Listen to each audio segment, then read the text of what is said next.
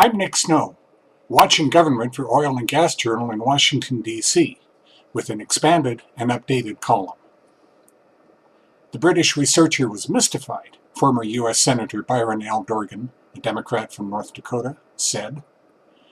He was studying a satellite nighttime photo of the United States and could quickly identify Chicago, St. Louis, and other metropolises from their lights. But the researcher was startled by what he termed a, quote, mystery city, end quote, which apparently was in western North Dakota and eastern Montana, he told Dorgan during a long-distance telephone call. The two men finally decided that the night lights came from the flaring of natural gas associated with Bakken shale oil production, Dorgan said during a May 15th American Petroleum Institute briefing on 2012 election issues. Three Democratic leaders on the U.S. House Energy and Commerce Committee asked Chairman Fred Upton, a Republican from Michigan, to schedule a hearing on the matter. Henry A. Waxman from California, the full committee's ranking minority member, and two subcommittees' top Democrats, Bobby L. Rush from Illinois and Diana DeGette from Colorado, said the tight oil producers continue to flare or vent associated dry gas because it's uneconomic at current prices. Quote, as oil production has boomed, so has the amount of gas produced, but industry has not developed the infrastructure necessary to process and transport much of the gas to market, they told Upton in a May 14th letter. This lack of infrastructure, combined with historically low natural gas prices, has made it cheaper for industry to burn the gas than capture and sell it. The World Bank's Global Gas Flaring Reduction Partnership reported on May 3rd that the U.S. shale boom caused global gas flaring to rise in 2011, reversing a downward trend, the three Democrats noted. The U.S. now falls within the global top 10, they added. I tried to reach Lynn D. Helms, Oil and Gas Division Director in North Dakota's Department of Natural Resources, for the state's perspective as I sent this column to my editors. But I couldn't, since he was preparing to co-host the 20th Williston Basin Petroleum Conference, May 22nd through 24th in Bismarck. He responded by email once it was over and made some important points. Helms said that normally a different group of companies from producers build and operate gas gathering and processing infrastructure.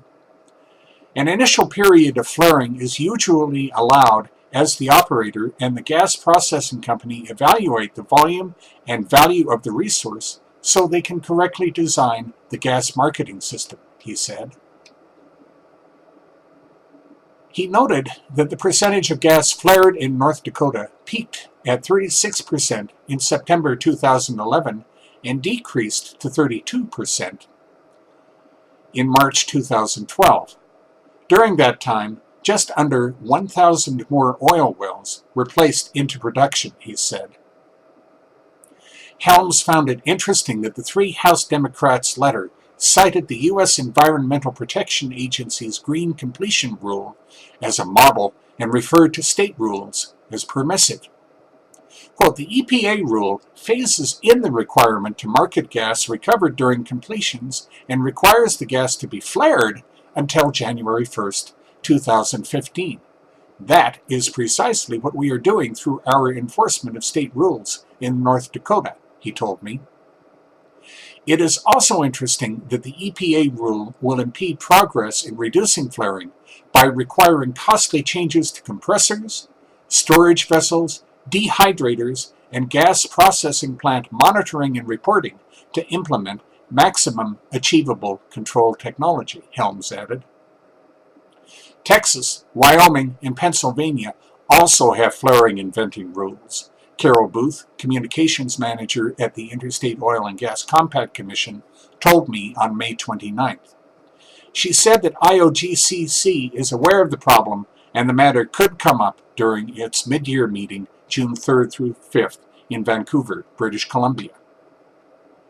At a recent Brookings Institution briefing, Experts suggested that encouraging U.S. liquefied natural gas exports was one way to create more demand, increase prices, and improve pipeline economics for gas which is being flared now.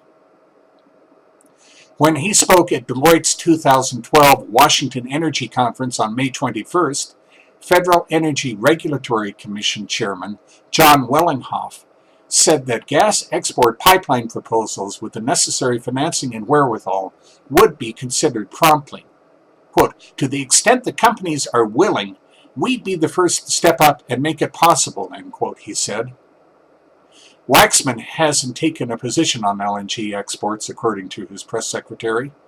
DeGetz told me, when I filed the original column, that the Coloradoan has consistently voted against LNG export bans.